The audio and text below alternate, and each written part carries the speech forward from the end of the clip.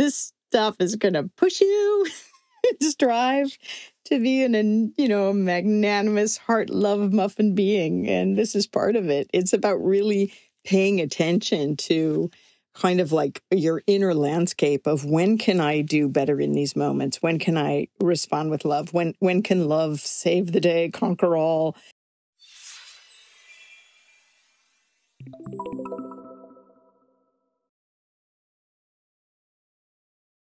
Hello, and welcome to the Constance Messmer podcast. Thank you so much for tuning in. Today, I'm going to talk to you a little bit about the heart chakra and some surrounding chakras and the correlation and energies of each. I hope you enjoy our time together. One of the most important reasons that you want your heart chakra fully open is so that you can access the real true truth that can be found there, that can be ascertained there through the heart chakra. And another reason, of course, to have your heart fully open is so that you can allow the experience to give and receive love fully to yourself, to each other, and to your world. As I've told you before, an open heart connection is imperative as we move into getting guidance from higher vibrations, higher frequencies, angels, divine consciousness, all that is, and source energy. So it's really important as we work through your soul awareness that the heart chakra is not filtered by any ego mind thoughts or experiences. It really is about having an open heart center. And that's why I want to discuss more with you today. This is why people not only try to practice living with an open heart, but actually take dedicated moments throughout their day to either do like metta, loving kindness meditation, or my own open heart meditation, or sacred prayer time of just sitting in the presence of God and divine consciousness and immersing and bathing and basking in that love to help maintain that vibration so that when they carry it out into their day, it might have a little more sustenance and holding power, as we move through our day. It is also in this prayer time of, if you will, of raising our heart and mind to divine, or even in that basking in love space, that we turn our attention on ourselves so that we can work through our own issues of growth and understanding and awareness. So remember when we did the open heart meditation way back when, and I had you going into the heart chakra center and visualizing a lotus flower of 12 petals and noticing how many petals were open and how many petals were closed.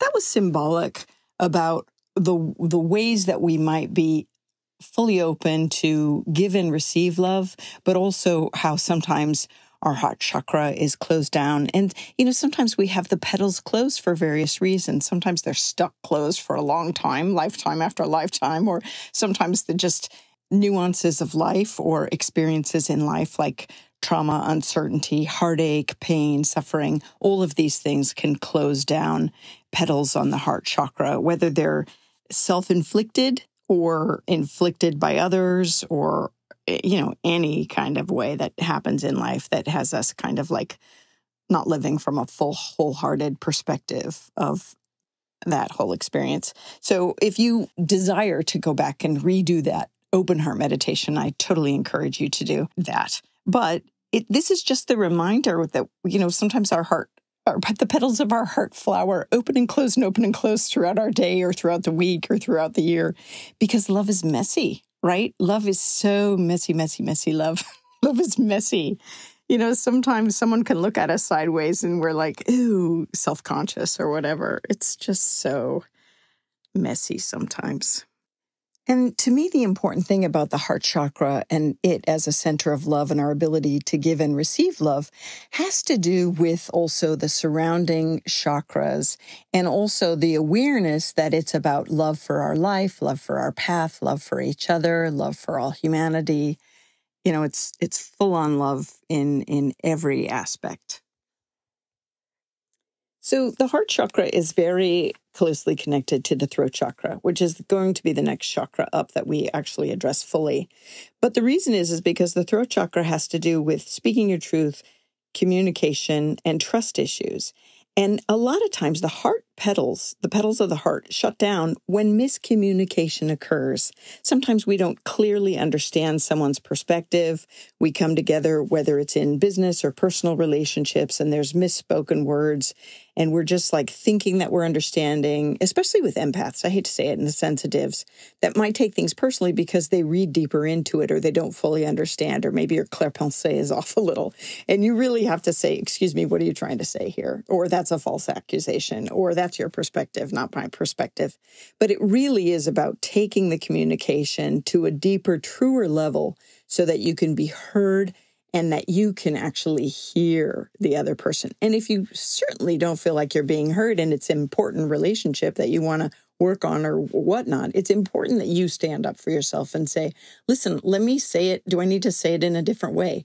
Because sometimes we do need to say it in a different way so that we are understood. Because, sometimes miscommunication happens because we communicate differently. This can happen. So I just want to remind you that the throat chakra can affect the petals of the heart chakra, right? And the same thing goes with the throat chakra having to do with trust issues. Sometimes we don't necessarily trust ourselves or trust certain scenarios or trust our heart's truth. And so these two chakras that are near each other can have an interrelational experience that can affect the energy and the abundant health of each other's chakras. Yeah, I hope you get that. So what I'm saying is just recognize when there's miscommunication, right? And that you're feeling angst or anger towards someone, because maybe it is just that. Maybe it's just miscommunication. You just need to kind of get in their shoes and talk to them about being in their shoes. I love that saying, don't have judgment if you haven't walked in my shoes. Well, sometimes when it's an important relationship, on whatever kind of level that means, in the home, outside the home, in the world, groups, whatever, it really is about trying to understand where other people are coming from. Doesn't mean it's always going to resolve, but the goal is to not have it close down your heart and have there be miscommunication that affects your ability to live your life with an open heart and open love perspective. Listen, just because you don't want to associate with someone doesn't mean you can't just send them the vibe of love. We've been through this before. I've told you this. It's much better to send the vibe of love because that love is moving through you first into them, right? It's all good. Hey, I want to tell you about my book, Some Dogs Talk.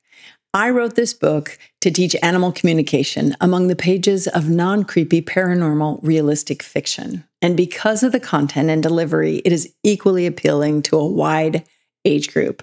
I think you'll find it fun to explore and actually probably maybe see yourself in the pages. Get your copy today.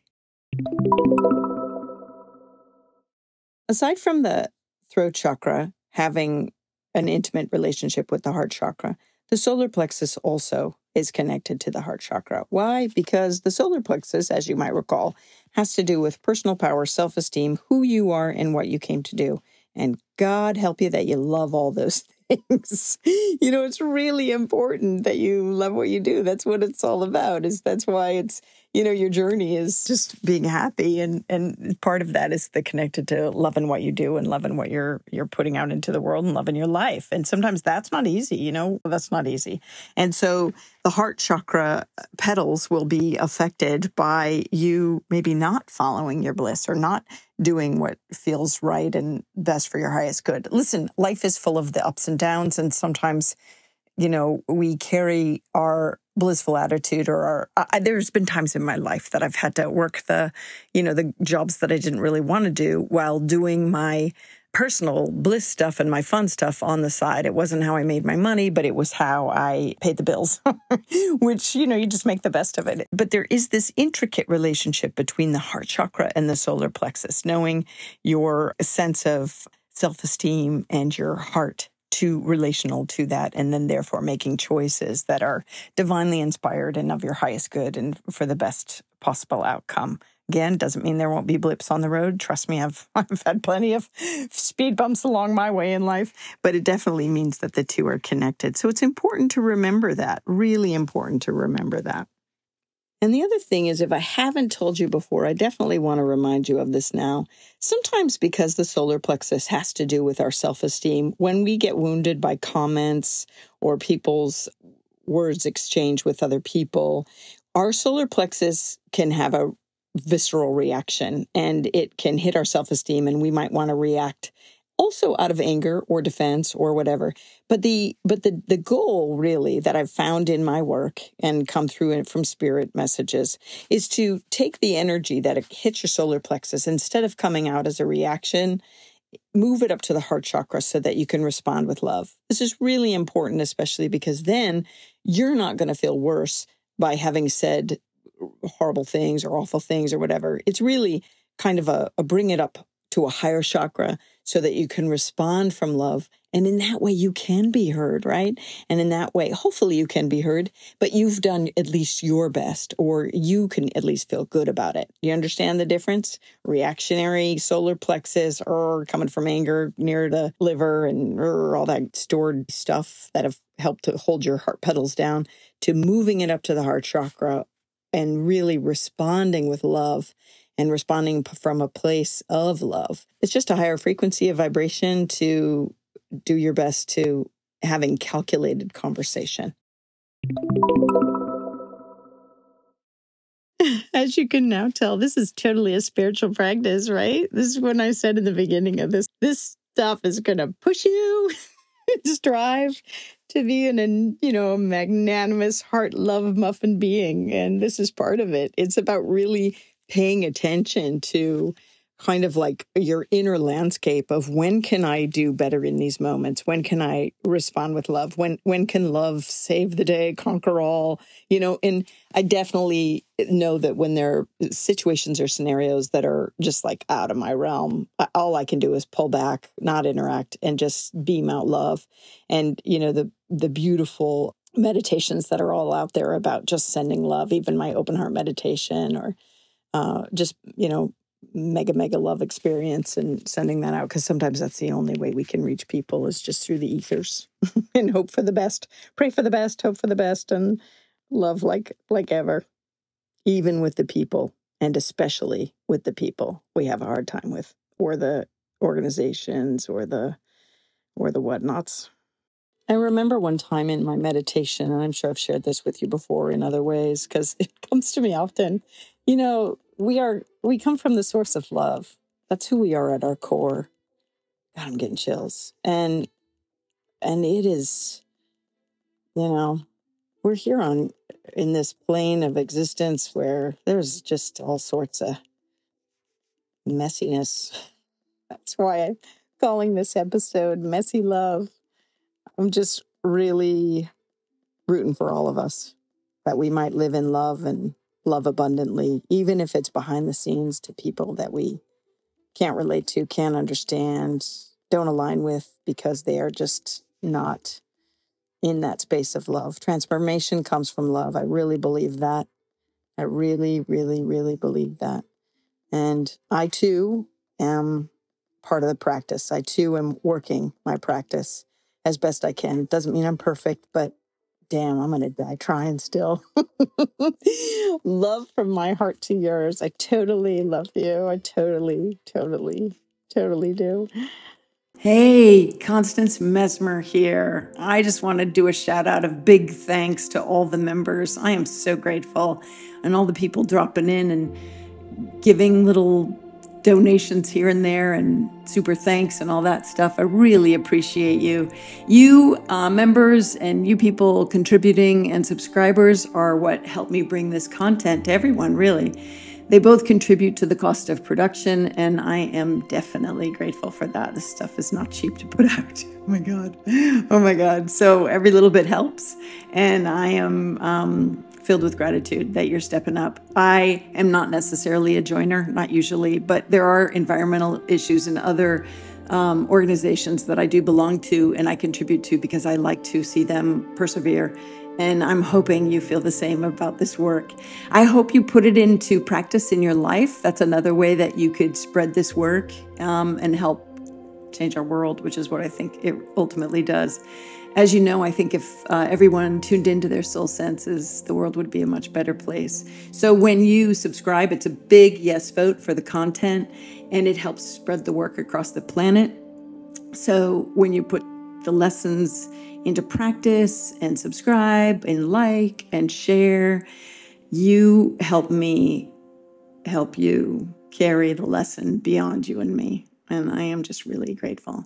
Legally speaking, this podcast is presented solely for educational, spiritual, and entertainment purposes. It is not intended as a substitute for medical diagnosis, treatment, or the advice of a physician, psychotherapist, or other qualified professional. You should not use this information to diagnose or treat a health problem or condition. Always check with your doctor. Thank you.